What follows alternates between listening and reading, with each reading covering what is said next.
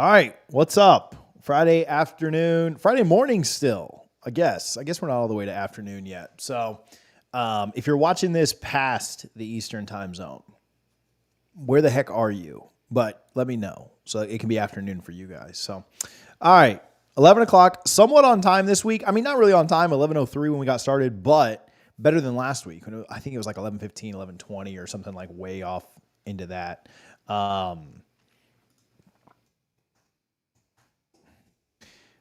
What do you guys want to do today? What do you guys want to talk about? We'll talk about Darrell Jackson a little bit. That seems to be a fun topic. I went to bed last night not very encouraged with the Tez Walker. I don't want to get into this so fast. What happens is it takes a minute for people to start joining. I've talked about this in the past. And then the replay viewers are like, just get to the news. Just get to the news. And I'm like, well, I kind of, I don't have to repeat stuff. So, try and wait for some people to get in here. So if you're watching this on replay, first of all, join us live every Friday at 11 a.m. Very rarely do we not do it live. I think, Harlan, the only time we've missed a live at 11 a.m. or 11:15, 11:30, somewhere in there, was when I was up in Clemson. And it was just too much. It was too much to try and figure out. At 11 a.m., I was actually on the road from Atlanta to Clemson. So we're pretty consistent with that. So if you're watching the replay, remember on Spaces, people would say like, oh, I schedule my work lunch, I schedule my meetings at 11. Like, get here at 11, and then you won't have to watch on the replay. So let's talk a little bit about Darrell Jackson, some thoughts on Virginia Tech. Do you feel like people are hyping up Virginia Tech a little too much? I don't know. I kind of feel like that. The running quarterback aspect, I don't know. I think people are doing, I don't know if they're trying to just create intrigue, trying to warn people. I don't know, some mixture of that. But I feel like we're hyping them up just a tad too much for my liking.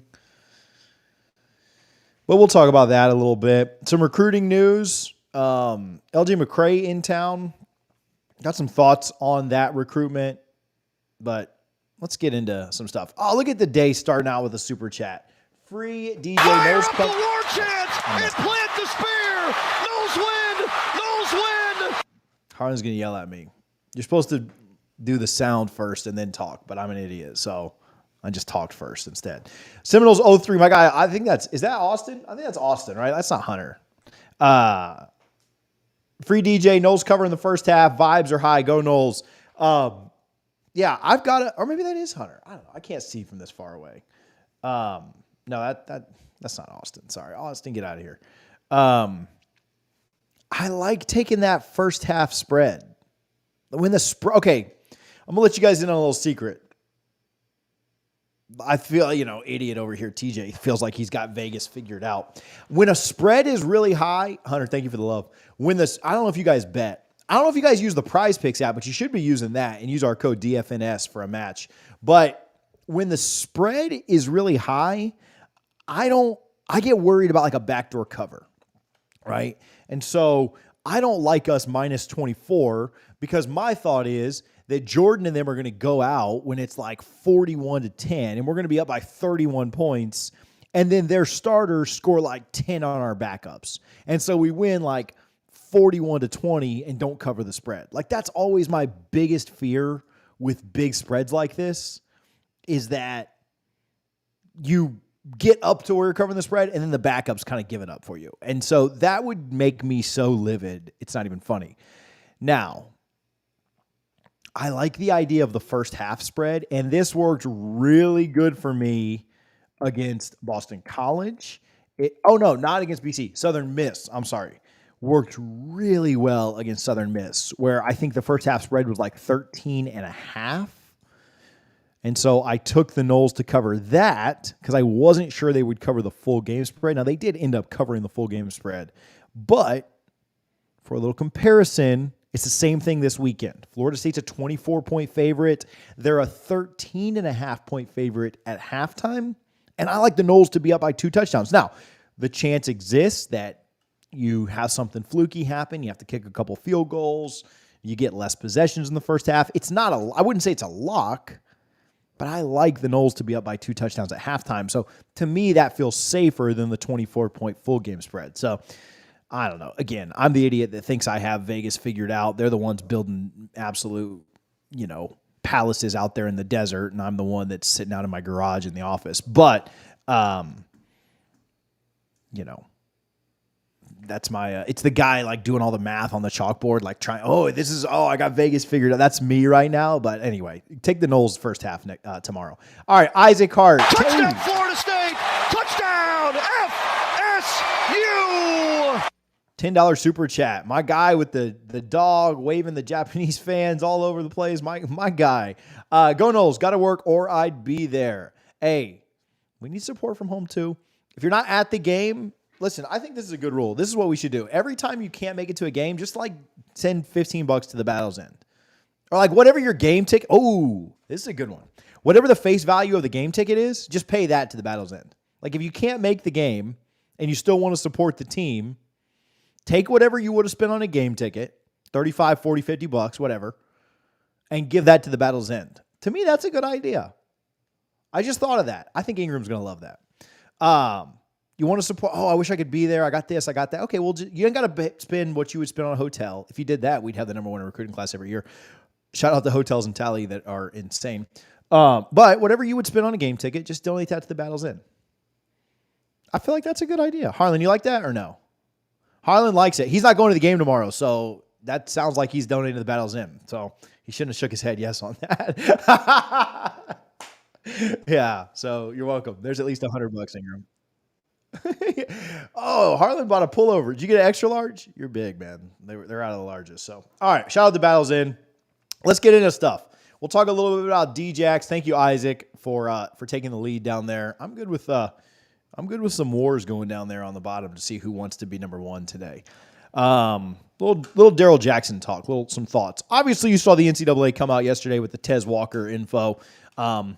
Cool video that I saw. Barstool Carolina. I don't know where it originally came from, but Barstool takes, ends up with everything for everyone. So they're just one of the best accounts to follow because they aggregate things better than anybody. But Barstool Carolina put it out. The video of Mac Brown telling Tez that he was eligible. Really cool moment. I thought that was really neat. And I don't know.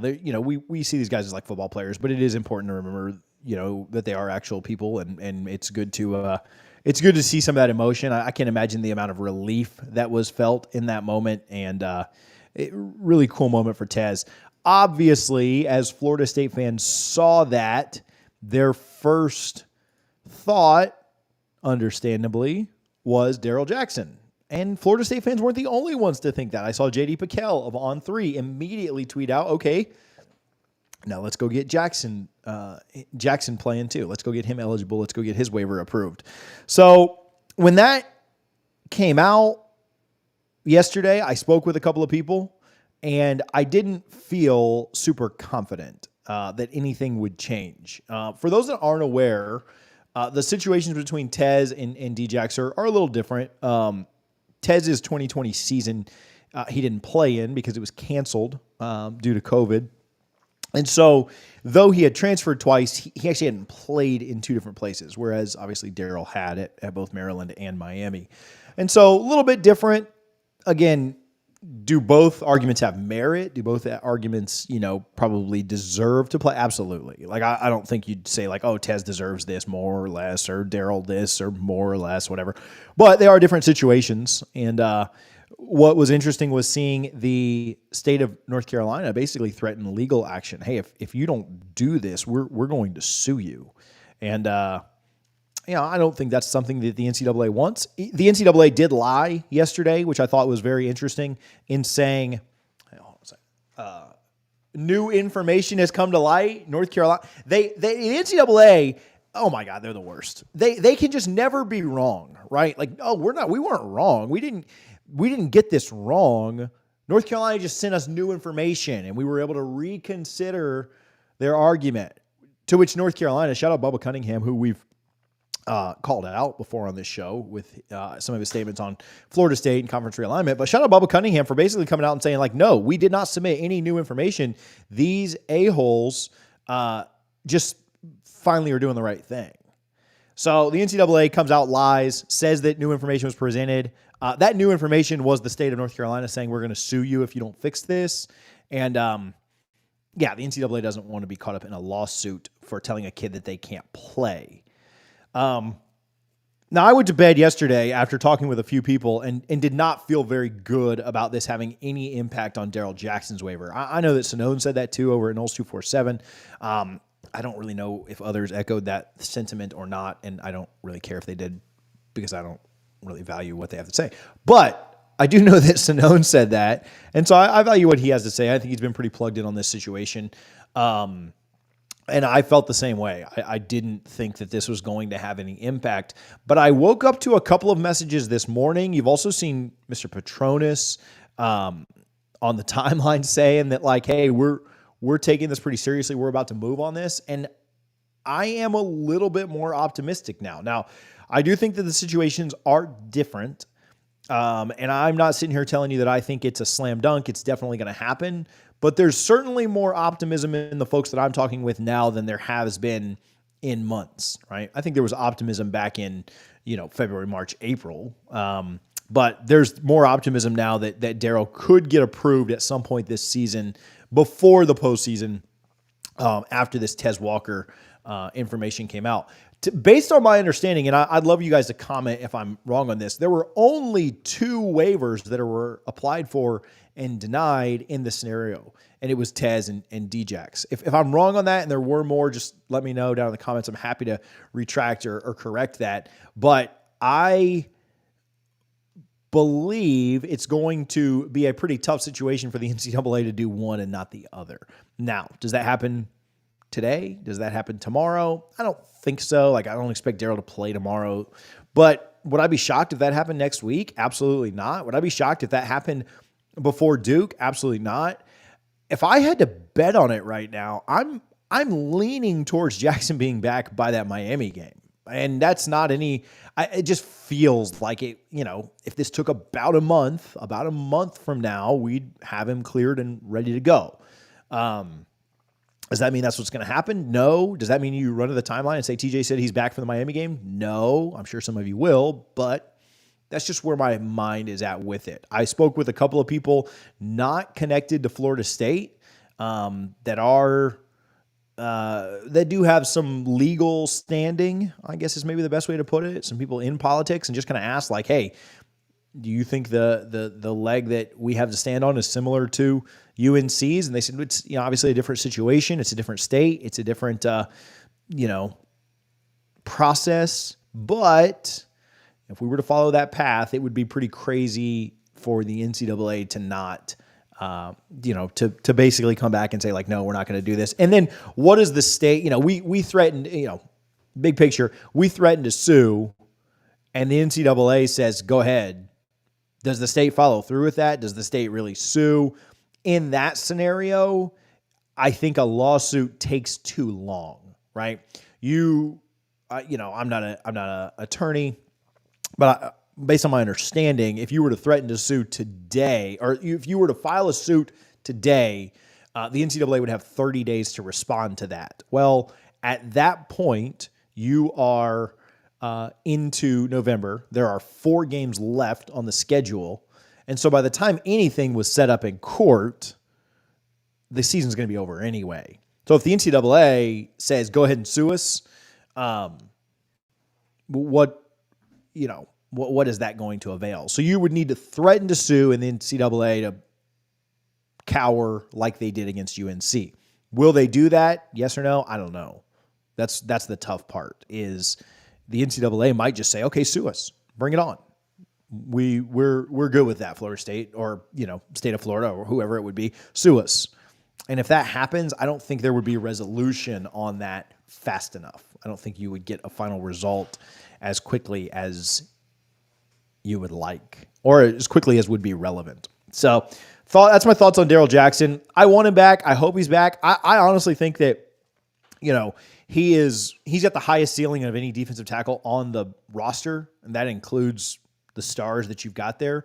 His talent is really immense, and it could be really, really special to have him out there. I also think that it would just be a mental shot in the arm for this team, who is 4-0, and I think hasn't played their best football yet, but could very much get kind of a very real boost from getting Jackson back. Sometimes when you lose a player, it kind of you're able to kind of galvanize around that. You saw the team in 2014 when Jameis wasn't able to play that Clemson game. You saw them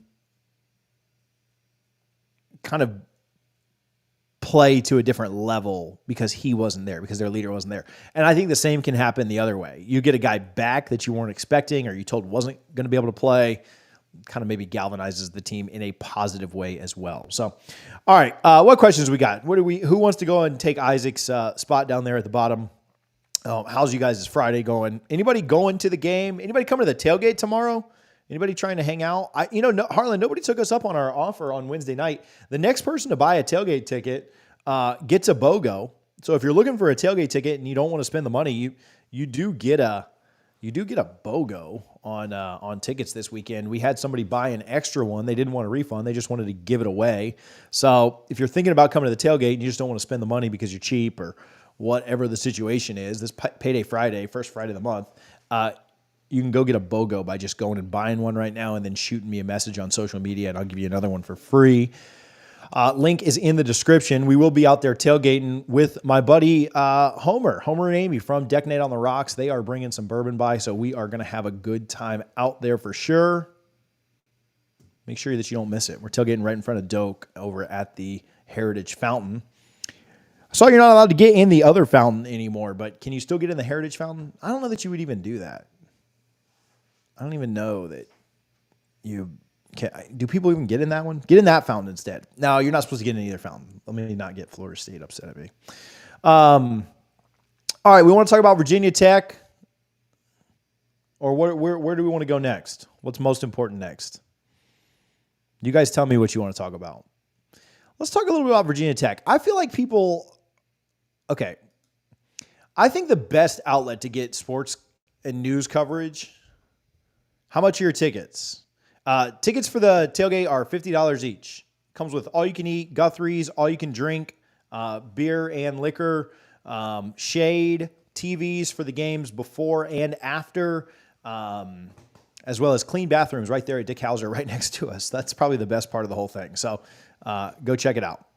I think Knowles 247 does a better job than anyone covering the team, and including myself. I don't think I really cover the team. I think I just have hot takes that we put on Twitter or on YouTube.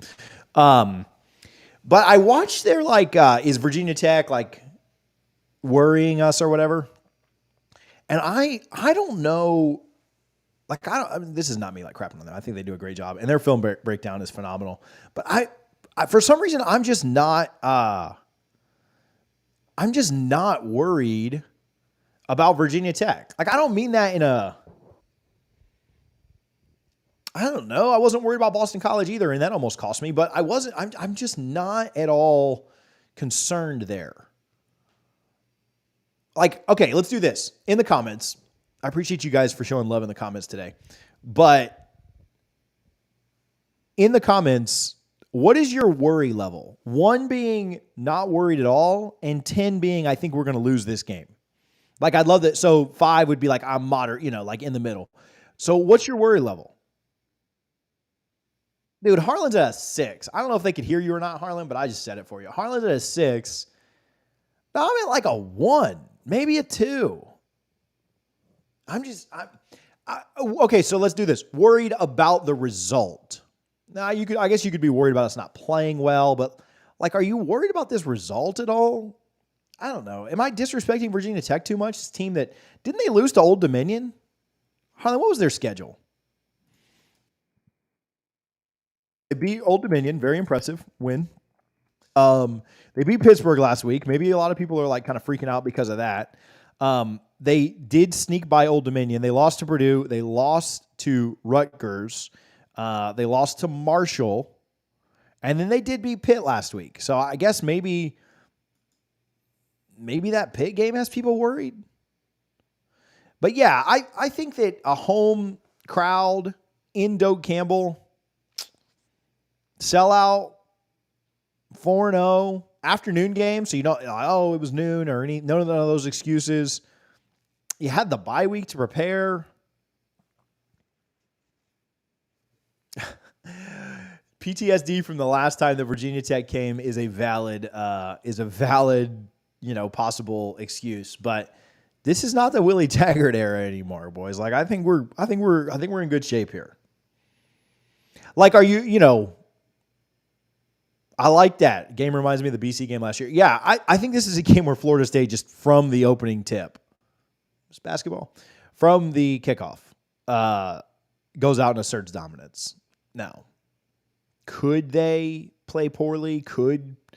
Yeah, absolutely. Every team in the country has a propensity to do that. I mean, Georgia just went and struggled with a terrible Auburn team. Oh, God, what did Ryan say there? Oh, I thought that was like a little troll emoji. But I don't know. I'm just not worried about Virginia Tech at all. I'll tell you, I'm a little more worried about Syracuse than Virginia Tech. Is that crazy? I don't even think that's nuts. Virginia Tech, you got Duke the week after. I think Schrader's more mobile than Drones is. I'm certainly not really worried about Syracuse by any means, but I'm not worried about Virginia Tech's defense at all. I think the running game finally gets going. We can talk about Bless Harris a little bit. Maybe that's a little bit of a concern, but I think Darius Washington's fine for this game. Yeah, I don't know. Just not concerned. This entire video is going to get reclipped if I'm wrong by any means here, but I don't know. And I know we said it against BC, but a lot of weird stuff at BC. People have asked my thoughts on the flu stuff. Obviously, Norvell came out and said that they had some guys sick. If I thought the flu kind of contributed to the way that the BC game went down, and I honestly don't. And so here's the thought. With the flu, you were up 31-10, and if you don't line up in the neutral zone on offense, I've never seen that before, but if Winston Wright doesn't line up in the neutral zone on fourth down and you convert there, you go up 38-10 with like under 10 to go in the game, and it's never even a thought of being close. Even after that, if you get a punt down, I think inside the 5, shout out to Mastromano there. But if you stop them on a 3rd and 17, you don't give up a touchdown there, and you get the ball back in plus territory. You probably go down and score again, 38-10. There's like 5 minutes left. So I don't know. I just think you had some fluky things that weren't really like flu related. But I will say the way the offense and defensive lines played certainly looked like they were getting pushed a little bit by BC, and I think you could relate that to the flu. But I don't know. You think Virginia Tech's going to do that to us? I don't know. I don't think so. Concern level of a 1 for me, maybe a 2. Maybe a 2 at most. This game gets played 10 times. I think we win 9 of them. Maybe 10. Maybe 10. So I guess my concern level is like a 0 then. I'll take back the 1. GuardingGold.com. Use our code NOSLAW, NOSLAW. Hey, I don't know if you guys go in there on game day or not, but I always, even if I don't buy anything, I always go to Garnet Gold on game day. So that's just part of the game day experience to me. GuardingGold.com. Use code NOSLAW. It doesn't work in person, but you can shop online and do in-store pickup to save on shipping. If you're going up this weekend, it's probably too late to do that. I don't know if they pull the items fast enough to get them over there in time. But GuardingGold.com, if you're going up at all this year, order online, pick up in-store on game day, save on the shipping, have your stuff right there ready for the game. You shouldn't be shopping anywhere else for FSU gear. They give back to our boosters. Obviously, they support our show, and they support FSU's NIL. No other company doing merchandise and gear and all that does that. Nobody else, I'm not trying to call people out, but Seminoles.com doesn't do that. Fanatics doesn't do that. Alumni Hall doesn't do that. Nobody else is supporting the NIL and the boosters and the show. Make sure you're shopping at GarnetGold.com only. Dude, sometimes I'll see stuff on other sites and I'll like it and Garnet Gold won't have it. And I want to buy it so bad, but just out of principle, I can't do it. So GarnetGold.com No slaw. NOSLAW. It's also the best coupon code I think that we've ever had. Recruiting this weekend. LJ McCray in town. This is an interesting one. And we'll talk about the running game here in a little bit.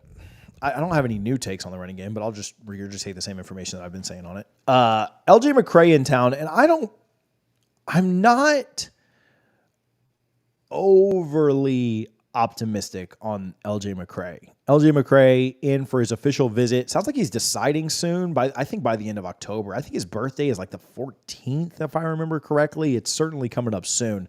But I think, I know this is a Florida, UGA, Florida State battle. I don't feel amazing on LJ McCray. I think that Florida State has some work to do here. I think that they need to really knock this visit out of the park. I think that they're playing from behind. I have not been incredibly impressed with defensive line recruiting this cycle. And I think that Florida State has a massive opportunity to pick up a kid that's in the top 10 on three, a kid that has risen on all of the recruiting rankings this season and that is really kind of taking the country by storm. I think he's the 8th best player in on three's rankings. That's absurd. Local-ish from Daytona Beach, massive opportunity to go out and fill a huge position of need. Florida State's recruiting at an elite level. There's no doubt about that. Defensive back, elite. Wide receiver, very good to elite, right? Like somewhere bordering the line there, but what they might finish with at wide receiver later on could be elite. Running back, elite. Quarterback, elite. Offensive line, elite. Kicker, elite. They got the number 1 kicker in the country committed. I know that's not a sexy position, but shout out my guy Weinberg. I think that linebacker and defensive line have to step up and match where everything. Tight end, elite. Linebacker, defensive line have to step up and match where those other positions are. Now, I think it's almost impossible to expect elite recruiting at every single position, every single time, every single cycle. So you are allowed to, in theory, hit, miss at different rates, right? If Florida State was to, not recruit at an elite level at linebacker this year, but they pick up 3 5-stars next year or 2 5-stars, something like that, then you're probably going to forgive that, right? And so there is some grace that you can't just put it all on one position group 1 year and say like, just quit, get out of here. But defensive line hasn't been elite by any means. You do have D.D. Holmes committed, 4-star in the DMV area. I think you need to go pick up LJ McCray. And I'm not, as somebody who is super optimistic, I'm not super optimistic heading into this visit. We'll see kind of what the visit looks like. We'll see how much ground they can make up. I think they did some good things by getting him to Orlando for the LSU game. To me, it feels like Florida and Georgia have a pretty big lead here. I don't want to say it's an insurmountable lead, but if I had to assign percentages, I'd say it's like 50% Georgia, 30% Florida, 20% Florida State. I don't know. I'm just guessing. I'm not on three's, prediction machine. So, that's just me kind of off the top of the head. But what that doesn't factor in is that Florida State has a visit going on right now. And this weekend could prove to be massive for LJ McCray. Obviously, they need to go out and have a good showing.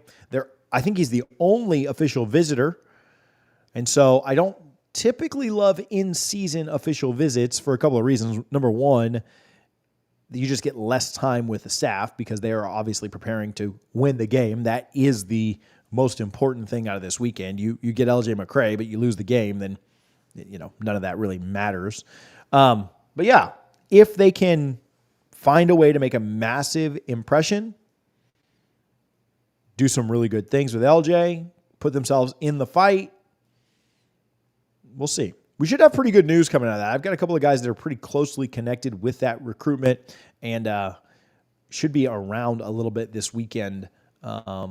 Should get some pretty good updates on what we're hearing there. I know there are reports that he might attend practice on Sunday. I've been told that he will, in fact, be at practice on Sunday. So the 48-hour thing is not in effect.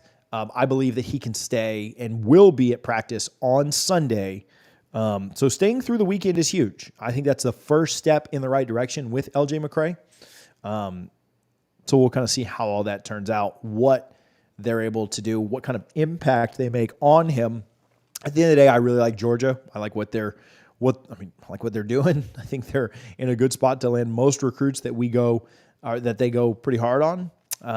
But see if you can get kind of in between those two at this point. I was told at one time he had his phone background was him and Kirby Smart. That seems pretty daunting. I don't know if that's still the same thing. I also never saw that with my own eyes, so don't quote me on it, but that's what I was told. What else do we want to talk about? Want to talk about run game? Do we want to talk about defense? Whatever you guys want to talk about, I'm good with. Defense? Do we want to go defense? Will that make everyone tune out if we just start talking about the defense? Or no? Will people get mad at that, Harlan? I don't know. I need a sip of water. Talk for like 30 minutes straight, so. Yo, Jasper, my guy. Let's go. Put a smile on your face. Okay? Because Florida State, if we gonna do it then, we do it big. Let's go, baby. Let's do another one, Harlan. You a recruit and you ain't going to Florida State, what you doing? Look at Jasper just coming in here and taking the lead like nobody's business. No welcome comment, no hello, no good morning, just wham bam. Shout out to Jasper. All right, on defense, listen, I don't know who just commented that we're going to give up 30 points, but we just gave up like 17 to Clemson. 24 to Clemson. And like come on, get out of here with that defense stuff. I thought we played pretty well. Give up 30 to BC. I'll be pissed if we do that. Gave up 17 to LSU, 7 more from the backups, 22 to Boston College, and 24 to Clemson. I'm really not tripping over that. Modern college football, I'm not freaking out. What's 17 plus 22 plus 24, 63 divided by 3, 21 points a game? Was that what that math comes out to? 21 points a game from the defense. In the NFL, they used to say, excuse me, dude, a couple weeks ago, I don't know if Harlan was in here or not, but I totally just like burped live into the camera, and it was between words, and I was like, man, I feel like an idiot.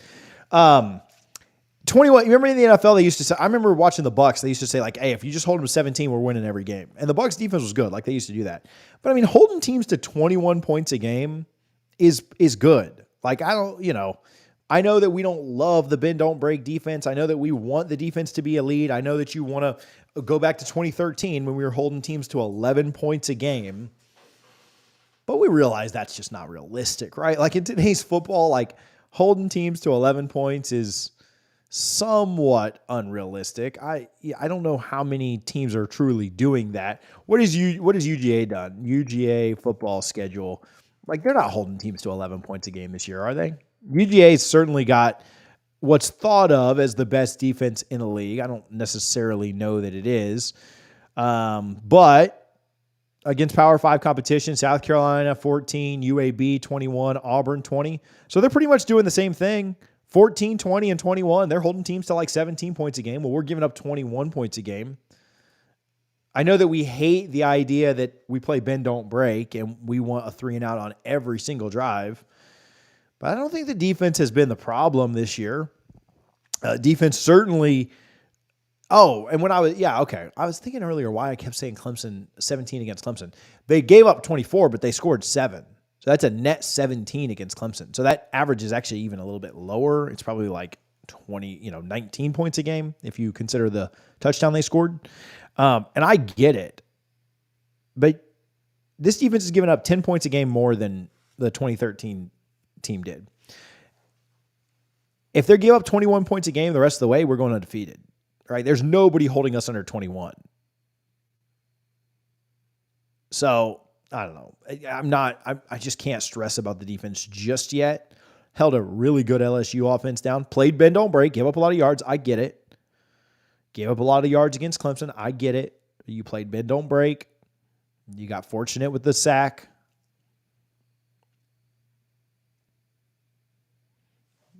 You got fortunate with the missed kick. I understand. But I don't think you're doing terrible. I don't think your defense is that bad. Now, is it elite? No. I don't think it's elite, but I think it's top 25-ish in the country. I think that probably needs to come up a little bit if you want to win a national championship. I think it needs to get up in the top 15 range, 10 to 15. But I don't think the defense is like a major glaring problem or issue that I'm scared to death about.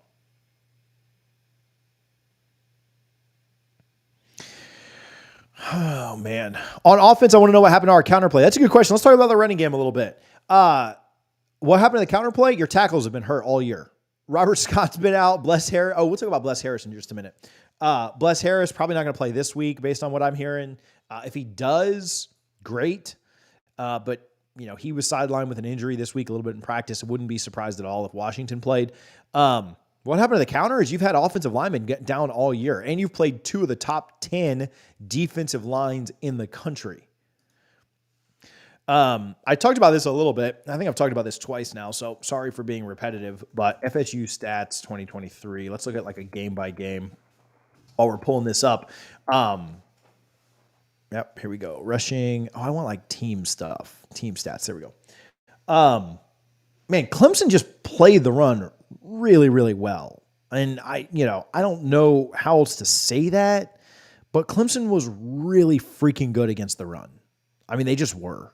They were phenomenal against the run. And even with the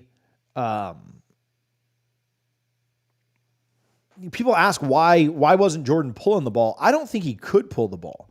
Clemson left go back and watch the condensed game. Anytime there was an option or a run pass option or read option for Jordan, I felt like Clemson, I didn't feel like it's there. It's on video. Go watch it. Clemson was leaving a guy at home on those options. So Jordan was making the right read to hand it off to Trey or whoever the running back was at that moment. And their defensive line was just dominating our offensive line. And they were getting stops on 5 versus 4 or 4 versus 3 or whatever the situation was. Now, that is an issue that you're getting kind of manhandled up front. But again, you're not going to play a defense of that caliber again until the playoff maybe, or if Clemson was to sneak into a rematch somehow. So I'm not worried about that from a long-term perspective. I think that running attack against Clemson was obviously terrible. I get it. But the rest of the year, I mean, you had 135 yards rushing against LSU. You had 306 rushing yards against Southern Miss. You had 128 against Boston College. That's sack adjusted. If not for some lost yardage, you would have had even more. So I don't know. I'm not so worried about the rushing attack. It was really bad against Clemson. On the year, you're still averaging 4.7 a carry, you know? If you take out the Clemson and the Southern Miss games, your two anomalies, you're averaging 4 yards a carry on the year.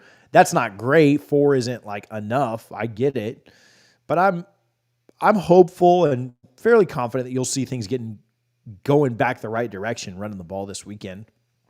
Again, 3 games, 135 against LSU, a really good front. 306 against Southern Miss. I get it. They're not good. And then you ran for 128 against BC. That's not enough. I get it. You want more. But maybe with a little bit of nuance going on, I'd be shocked if Florida State didn't run for 150 tomorrow. Like, shocked. Like, it would blow my mind. Another question on just some of the routes and why everything was just a deep ball against Clemson, because they're really freaking good. Their defense is really good. Their linebackers played Jaheim Bell exceptionally well. I expected him to do a little bit more against them, and their linebackers made him kind of a non-factor, a non-threat.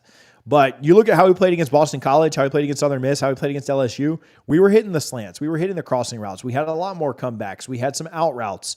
It wasn't just everything's a deep play. Against Clemson took away a lot of the middle of the field, and you were forced into that against them. Is that the most effective? Is that the best way to play? Absolutely not. It's pretty boom or bust. It worked out, fortunately. You got an assist from Kalen DeLoach. But yeah, I don't think other teams that you play for the rest of the year don't have the personnel to do what Clemson did defensively. And so I get it. You want to mix it up. You want to not be so one-dimensional. But if Clemson's going to play you one-on-one to the outside, you're going to take those chances. And I think that's the right move. Go rewatch the tape. The underneath stuff just wasn't open. Like Clemson was playing up a lot, and they had a lot of guys out there. The biggest problem to me was Clemson was able to play your run game with 5 guys in the box. Like they didn't have to put extra guys in the box to stop the run. Other teams this year will. Like if Virginia Tech wants to stop the run, they're going to have like 6, 7, 8 guys in the box. And that's going to leave a lot more stuff open over the middle, outside, wherever. Clemson was able to put 4 guys in the box, 5 guys in the box, and have 6 guys in coverage. They had a lot of open holes there against a really talented defense. And so you had to take chances. You had to play to the outside. You had to go one-on-one with Wilson and Keon to move the ball. And that's not fun. I get it. It's pretty high risk, high reward.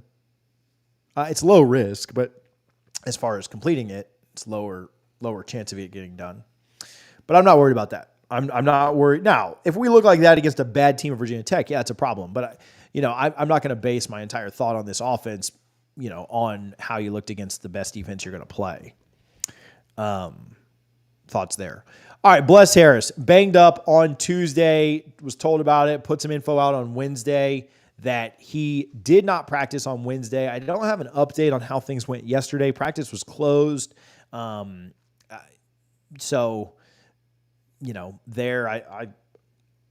he had to, here's my take. He definitely sat out Wednesday. He definitely got banged up on Tuesday. I don't know to what severity. I had one person tell me they were concerned. My take is this. If he got banged up at all, he needs to be 110% to go play. I don't care if he's 98.5% good. If he's banged up at all, I wouldn't play him. There's zero chance in my mind that I would play one of the better offensive linemen that we've had in pass pro this year. Passing's and I get we all want to run the ball better. We all want to do this, that, and the other. I am not confident that Florida State can win a national title running the ball. In fact, when you get to the playoff and you're playing Michigan and Georgia anyway, you're not going to be able to. Like that's not a slam on Florida State. Nobody's running the ball on Michigan and Georgia. And so I'm not willing to lose one of our better pass pro blockers. I think he's top 10 in the country in pass pro only. His run blocking has not been phenomenal by any means. But, and that's not a shot. Just go look at the PFF rankings. I think that you sit him out this weekend. Now, if he's 110%, if he's completely ready to go, yeah, it was just a stinger, it was just like a bruise or something like that, sure, put him out there, let's play. If there's any chance that he's not 100%, any chance that he's banged up at all, absolutely don't play him. Put Washington in, let's roll. This is not a good Virginia Tech team. This is not a team to take risks against. Now, if he's fully ready to go, I want my best guys out there. If it was a bruise, pain, just couldn't play because of a pain thing. If it's just a pain thing now. The big thing is you just don't want, even if it's not a re-injury thing, if he's having to compensate for it due to pain, that's when you injure something else. And so anyway, I trust Norvell. I trust the staff. I trust Storms. I don't think that they would push. I think they know they have plenty of talented offensive line guys. I think they also know the opponent. If this was Florida, the last game of the year, and they were 8-3 or something like that, and they were playing better than we thought they were going to, sure, send them out there. Let's play. If it was Miami, Sure. So Clemson in a rematch, yes, go play. Don't do it against Virginia Tech. No reason at all. No, I'm not nervous at all knowing that people are going to be Norvell does a good job of having this team focused. I don't ever worry about us playing down to competition. I know that happens in college football. I know that happens all over the country. I don't worry about that with a Mike Norvell coach team. I think you saw in the second half of last year when Florida State played a team that they were much better than, they went out and absolutely dominated. And so I expect that from Florida State-led teams. I think they were on the path to doing that against Boston College. They weren't even playing their sharpest, and they were up 31-10. And it kind of just – see, I disagree with that. I don't think that happened against Boston College. Florida State was up 31-10 and then had some late mental lapses, but they didn't take an opponent for granted. Did they let their foot off the gas? Sure. But they were blowing them out. Not even playing super sharp, but they were blowing them out. If not for having your starting safety out, you don't give up a 3rd and 17. If not for Keon missing a block, you don't give up the fumble 6. And that game is a blowout, and it's not even close. I don't think that Keon missing that block, I don't think that Akeem Dent being out and you giving up a 3rd and 17 is we were overlooking our opponent situation. I think those are things that were very, SGT fluky, very fluky. Now, it almost cost you. You almost lost. But I don't think they overlooked that opponent. I mean, they were blowing them out. And they had an opportunity to put their foot on the pedal and finish it. They didn't. Some mental lapses, some mental errors, but I don't think they were overlooking that opponent by any means. What else do we have? About 10 minutes left. Nobody wants to take... Jasper's our winner today. Shout out Jasper, unless somebody takes him in the last 10 minutes. Who's going to Tallahassee? Hey, we talked about this, but the tailgate tickets are on sale, of course. Hopefully you guys come out and tailgate with us before the game. We'll have a great time right out there in front of the Heritage Fountain. Yeah, I don't know what Versus comments were, just for what it's worth. When you're up 31-10 on a team going to the fourth quarter, I don't necessarily think you were overlooking. Norvell also talked about, sickness and stuff that was going on. So I don't know. Couple minutes left. We're trying to wind this thing down. So yeah, I don't think I'd play Bless. I think Scott should be back tomorrow. I know we said that against Clemson too, and a bunch of nerds were like, "Oh, well, you said Scott was going to play against Clemson." I was told that he would. Norvell has mentioned that he thinks he's going to be out there tomorrow. Obviously, anything can happen, but I feel good about that. Hey, Brad, my guy didn't even say anything. No love or nothing. Just put it out there. My guy. Touchdown, Florida State! Touchdown, FSU! Appreciate you, Brad. You're not going to pass Jasper with that, but you do get some love from us. So shout out to Brad. Dude, my favorite day, Harlan, was when Brad and that one guy just kept going at it, and they were like 50, 50, 50. Okay, well, I'm going to do 100. Oh, shoot. Y'all are fighting. We talked a little bit about the Darrell Jackson stuff at the beginning of the video. Obviously, you can back this up, or you can just rewatch it if you're joining us late. Talked a little bit about Virginia Tech. Talked about the run game, the defense, Bless Harris, LJ McCray, recruiting news. How about this? If you guys aren't subscribed, please hit that button for me. About half of you guys are not subscribed right now. I don't know why you sit here and listen to my dumb you-know-what, but if you do, at least subscribe. Make me feel better. Make me feel a little happier. Again, who's going to the game tomorrow? Sold out Doak. Listen, I think just about every game this year outside of, what is it? Syracuse is not. And then, Syracuse. Yeah, Syracuse is not. And then what's the one at the very end of the year? North Alabama is not. I wouldn't be shocked if those sold out too. Okay, Brad, look at Brad taking the lead. I peer pressured him into it. Jasper, Put a it's smile on you. your face. Okay, because Florida State, if we gonna do it then, we do it big then. Let's go, baby. Don't lose this, Jasper. Brad's going to get in trouble at home, I can tell. Why did you do that? Thank you, Brad. I appreciate the love. What are your score predictions for tomorrow? That's a fun one. Harlan, what did I say the other day on the show? 45. I don't remember. I don't remember what I said. 45-17. Something like that. All right, we got 42-10, 42-16. We need some Bobby Bowden voices. Okay, I agree with that, Jordan. Here's the problem. The quality is so bad, and they're usually like halftime interviews, or Bobby was so great at storytelling that I can't put like a 15-minute Bobby Bowden story on there. I've been looking for Dadgummit. He said that a lot, but that's a hard thing to find. If somebody can find it and DM it to me on Twitter, I'll put it in. 48-17, 51-21, 63-0. I like that old Maryland score. 52-10, 48-24. Yeah, I think I was like 45-14. Yeah, I said 45-17. I think I had Fitzgerald getting one. That put me like 28 points. We cover the spread. 42-24, so Mike's just barely got us covering the spread. Concern level 1 out of 10. Low concern level, big score. That if this was a podcast, that'd be the name of it. Low concern, big score. Dude, I want some payback from... Okay, here's a question. How concerned would you be if we swag surfed at the beginning of the game? Would that raise your concern level at all? Would you just all of a sudden be like, I think that's trouble? Pressure on third and longs. Okay, here's what I do love about Fuller. I know that you guys are going to jump down my throat for me saying anything positive about Adam Fuller. I love the halftime adjustments. I'll tell you that. Now, I'd like for that to be the full game.